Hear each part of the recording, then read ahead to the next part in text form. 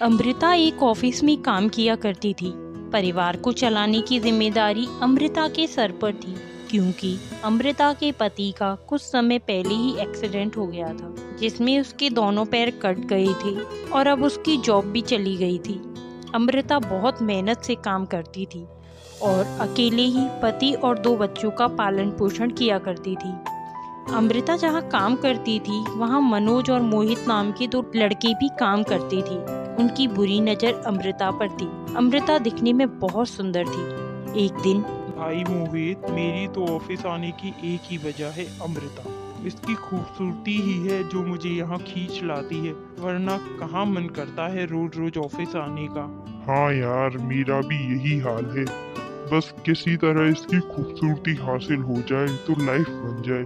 और वो दोनों ऐसी ही घटिया बातें करते हुए अमृता को घूर घूर कर देख रहे थे। अमृता भी ये सब देख रही थी, पर वो उन्हें नजरअंदाज कर अपना काम करती रहती। एक शाम अमृता घर वापस आ रही थी।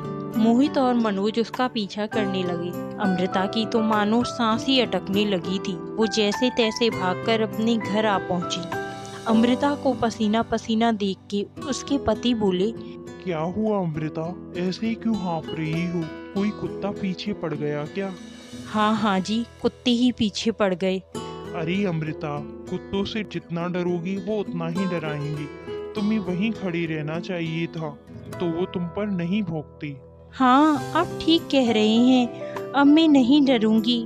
अमृता खाना बनाने लगी, परंतु उसके दिमाग में मनोज और मोहित की हरकतें ही चल रही थी। अगले दिन अमृता ऑफिस गई। मनोज और मोहित उसे देखकर बातें करने लगे और कमेंट करने लगे, ऐसे अपाहिज पति का भी क्या फायदा, जिसका पेट भी खुद को ही भरना पड़े। इससे अच्छे तो हम हैं, कम से कम हम अपाहिज तो नहीं। आखिर हम में बुराई ही क्या है। अमृता ने उन दोनों की बातें सुनी। अब अमृता के सब्र की सीमा समाप्त हो चुकी थी। उसने थोड़ी हिम्मत की और उनके पास गई और बोली, तुम्हें शर्म नहीं आती एक औरत के बारे में इस तरह की बातें करते हुए? तुम्हारे घर में भी तो माँ बहन होंगी।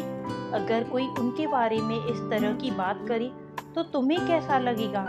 भगवान ने जो हादसा मेरे पति के साथ किया है, भगवान न करे अगर वही हादसा तुम्हारे साथ हो जाए और तुम्हारी पत्नी से अगर कोई इस तरीके की बातें करे तो तुम्हें कैसा लगेगा?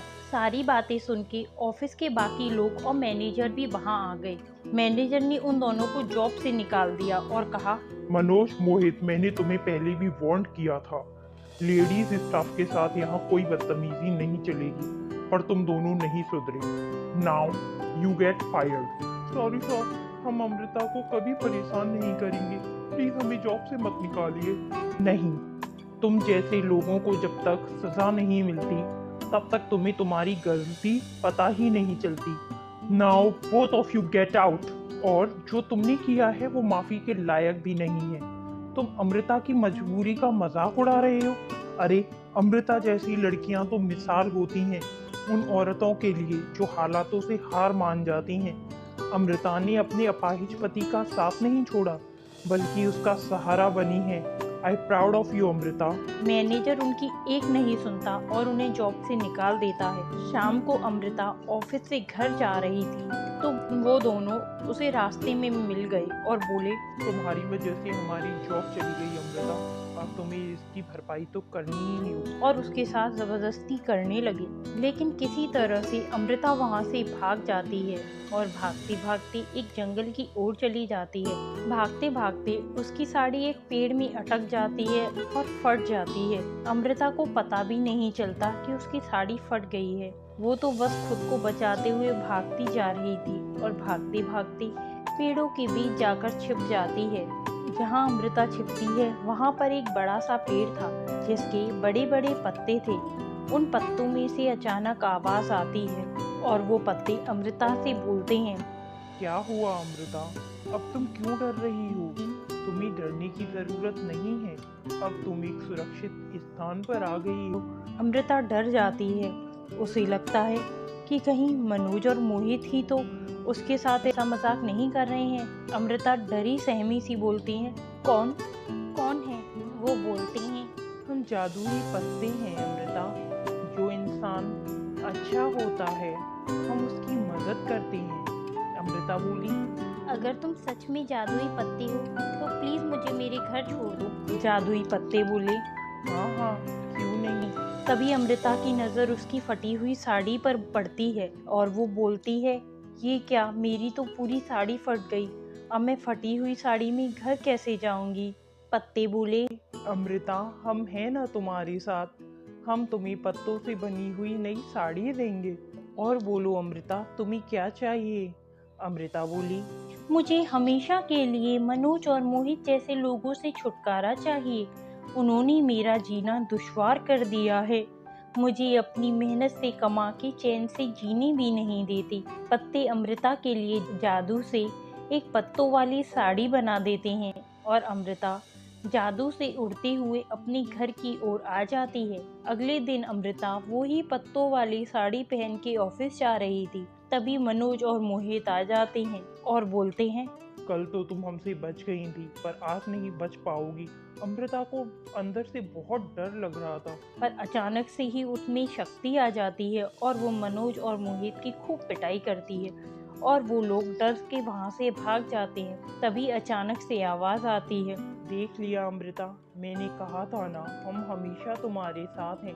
अब तुम्हें डरने की कोई जरूरत नहीं है। धन्यवाद जादुई पत्तों, तुमने मेरी बहुत मदद की।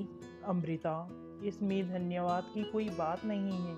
हम हमेशा तुम्हारे साथ हैं। तुम्हें कभी भी किसी भी चीज की जरूरत हो तो हमें कह देना। ठीक है जादुई पत्तों। अमृता ऑफिस से घर आ जाती है और रसोई में जाकर देखती है तो कहती है, अरे आज तो घर में राशन खत्म हो गया है। आज मैं अपने परिवार को क्या खिलाऊंगी। तभी उसे जादुई पत्तों की बात याद आती है और वो बोलती है, जादुई पत्तों, क्या तुम मेरे परिवार के लिए खाना दे सकती हो।